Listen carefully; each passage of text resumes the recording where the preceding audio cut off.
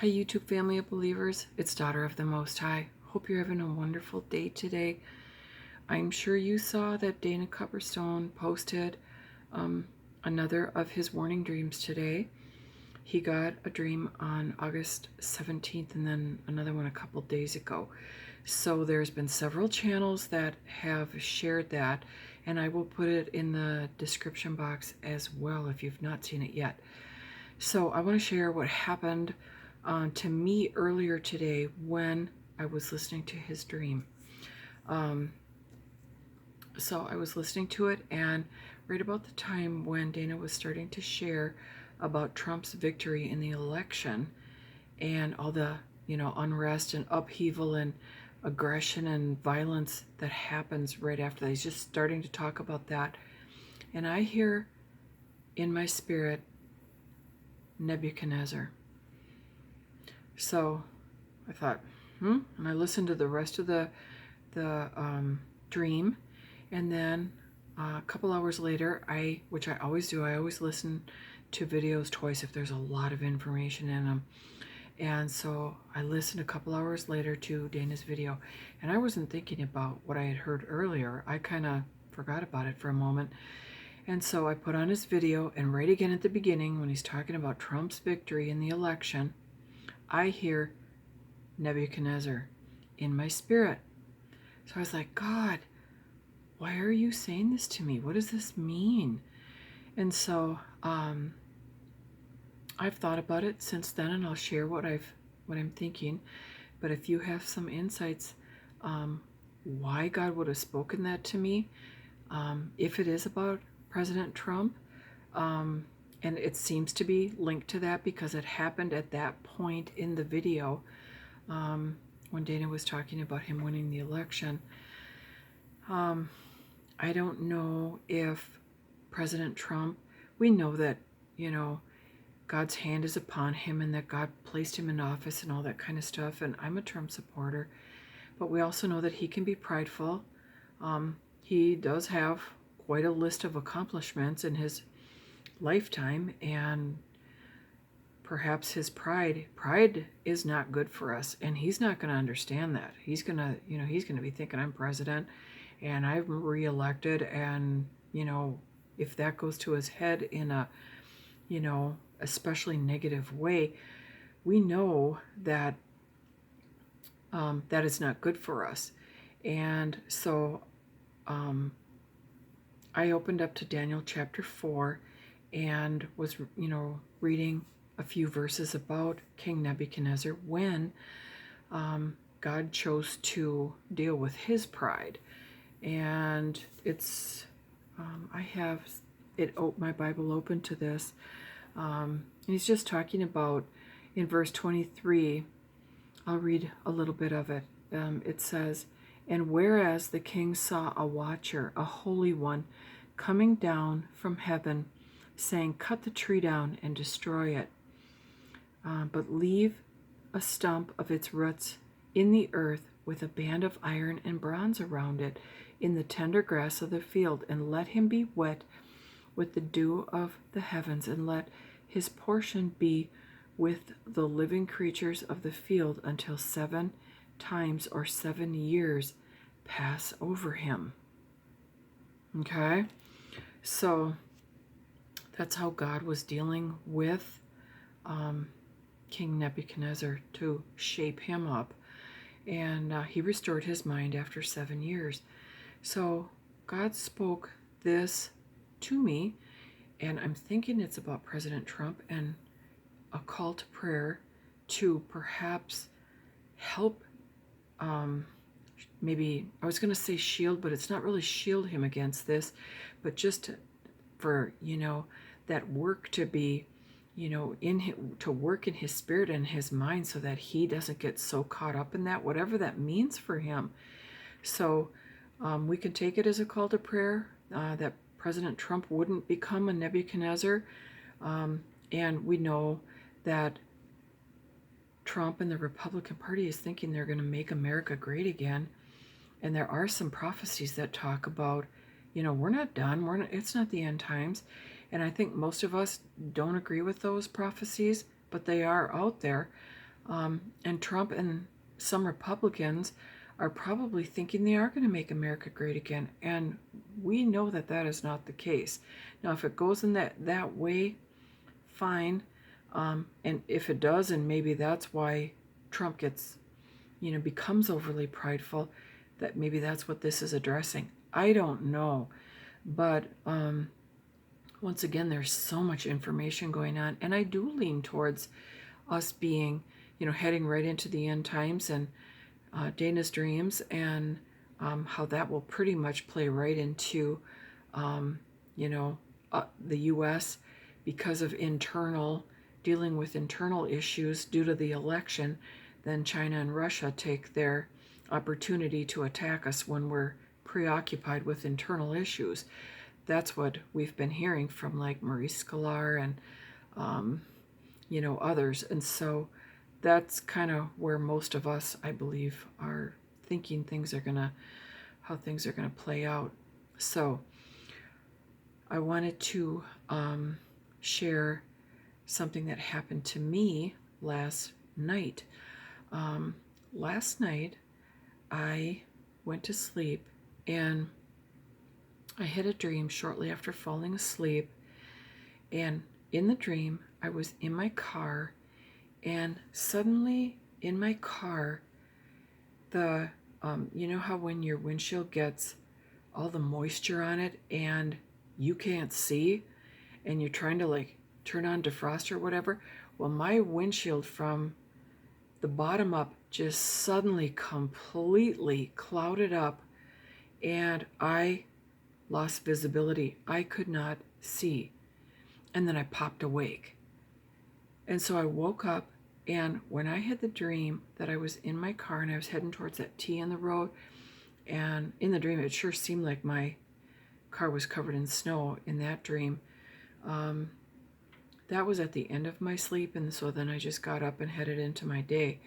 Well, last night this happened shortly into my sleep, and so once I woke up, or I popped awake, I couldn't sleep for like 2 hours. I popped awake and I was like jarred because of my dream. And so once again, I was driving, and all of a sudden from the bottom of my windshield, it was like how like when your windshield fogs up, and it moved so quickly and it was so dense I could not see through it. I mean, and I was alarmed and then popped awake. And so when I woke up, I thought, God, I've had another of these dreams where I'm in my car and I lose visibility. My windshield just gets completely blocked and I can't see. And then I'm afraid, why are you showing me this? What does this mean? And I'm not somebody that's real skilled in dream interpretation, but it's pretty clear. I mean, at least the portion of me losing visibility all of a sudden, and I am in my car both times, is apparent. But why that's happening and what that means, I'm not sure about. These two rascals just walked in. Hi, guys. So if you have any insight into what that means, please share in the comments below. I'm still praying about it. I really want a specific word from God. I kind of understand the symbolism, but how does it apply? What does it mean? So I want to share that with you, and looking forward if you have any insights into what that means, or I'm hoping that God will just speak to me and show me. The other thing I want to share is that when I was, it's a lot of information whenever Dana has one of his dreams, and of course I watched it twice, and then I heard the word from God, the word meaning the name, Nebuchadnezzar. Had the dream last night. It's like, yeah, it was kind of, it was a lot in one day. So I was thinking about it and praying about it and processing it. And so what came to my mind that I wanted to share with you was Matthew chapter 7, when it talks about the two foundations, the rock and the sand. So that's what I want to read real quick. And this is in the Amplified. And I will start at verse 24 and read through verse 27. So, It says, "So everyone who hears these words of mine and acts on them will be like a wise man, a far-sighted, practical, and sensible man who built his house on the rock. And the rain fell, and the floods came, and the winds blew and slammed against that house, yet it did not fall, because it had been founded on the rock. And everyone who hears these words of mine and does not do them will be like a foolish man who built his house on the sand. And the rain fell, and the floods came, and the winds blew and slammed against that house, and it fell. And great and complete was its fall."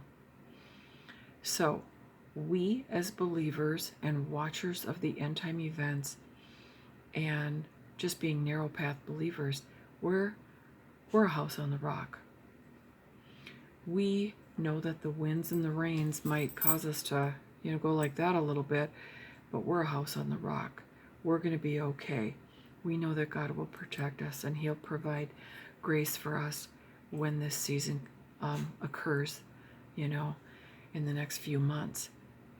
What's interesting is the last few words in the Amplified, and it says, "And great and complete was its fall." And that's so telling and so indicative of the times that we're living in. And we know that we are heading into the final, chapter. We know the grace dispensation is ending. We know the 7-year trib is right around the corner. We know that the Antichrist is going to emerge. But in the next, prior to that, these end time events that we've been warned about now for a few months, and everything that's going to happen, great and complete was its fall. So that's to all the lukewarm believers, the unbelievers, those who have resisted God's word, that when He has drawn them, God draws us. He draws us. And if we end up in hell, if you've read accounts in hell of people in hell, you know what? They'll give me, Jesus, give me mercy. This is recorded in Mary K. Baxter's book, and I've read just about every hell book out there, and that people are crying, and then 23 Minutes in Hell and just other ones, people are crying out for mercy. And you know what Jesus says? "I called you then, I drew you this time," and He'll name the time. They'll remember, "and then I drew you in this time." He tries with us and tries with us and tries with us. And then if we end up in hell, He reminds us of when He tried with us, and rightfully so. Now, I'm not throwing a stone at anybody, because I remember when the Lord reached out to me, and I can acknowledge the drawing, but at the same time, I missed how important that was. There was times that I knew that God was drawing me in, but, half my life ago, I was doing my own thing. Or I would get drawn in for a little bit, start reading the Word, attending church. I became a believer, and then I fell away for a season, like about 9 years, and I still, every time I think of it, I so regret it. So I'm talking about during that season of 9 years when I fell back more into the ways of the world, and God was calling me back and calling me back, and I sensed it, I saw it, but I was caught up in the other. And I also thought, "God, your way's too hard, your way's too confusing, the Bible's too difficult." So I did some of that too, and I share that in my testimony, that was part of my journey in Him. But had I not, repented and got on the narrow path, and I ended up in a pit, and God said to me, or Jesus, came to me and said, and I said, "Have mercy on me, Lord, like it's me, have mercy on me." And He could have said, "I remember that time, and He does. And there's specific accounts of that in Revelation of Hell by Mary K. Baxter, and of people, begging for mercy. And it's like, you sealed your fate. I gave you how many chances? So we're heading into the end times. And like it says in like Linda's book, that, I have given this nation so many chances to repent, and they don't repent. Now there's a remnant like me. Now I've had a strong walk with God, but I repented and really got on the narrow path in the last few years. So there is a remnant that is repentant and walking with Him, but there's people that have ignored it. And so great and complete was its fall, the house on the sand.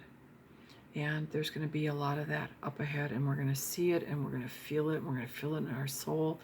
It hurts to see people. It's like, it's like when you know people who are unbelievers, are very lukewarm believers, or maybe somebody that's in an adulterous marriage, and you're just like, you keep trying to reach out to them, and they're like sick of it, but you're like, you don't understand.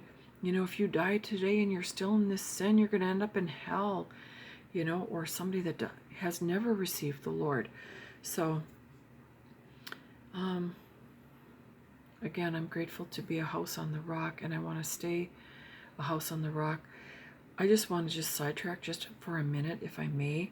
I'm just about done with this video, but I just want to share with you, or ask you rather, have you felt like the enemy kind of pulling on you in certain ways, or a few more darts from the enemy in the last while? And the reason why I'm asking is because I have had, like the enemy I can feel it kind of pulling on me, like trying to pull me back. And it's like, first of all, devil, you're not going to get me. I'm too deeply rooted in the things of God. But I can feel him trying to get at me, and like maybe putting a temptation in my mind, or once again, he loves to play the failure card. Oh, you're such a failure. You're such a failure. He loves to do that, and I got to kind of laugh because I've actually quite the overcomer. And I don't say that with a big pat on my back. I'm just saying the Lord has seen me through, and I've come through a lot, and I got a lot of victory in my life. So I'm grateful for that, and it's the grace of God that helped me through. So, but I'm just wondering if you have felt a little bit more of the enemy's tug lately, just the little schemes and plans that he does, and that he's working on us, whether it's through fear, through temptation, through other means. Is he poking at you a little bit and trying to get you to fall back a couple paces? I can tell. I have felt it a few times lately, and I've thought, no, devil, not today, devil. That saying, not today, devil. So anyway, I'm interested in your insights regarding me hearing Nebuchadnezzar both times in my spirit when Dana was talking about President Trump being reelected, and then also my dream and me losing visibility because my windshield's fogging up. And thank you, family of God. Be blessed, be well, enjoy the rest of the week, and I look forward to your comments. And I will put Dana's dream in the description box. So be blessed.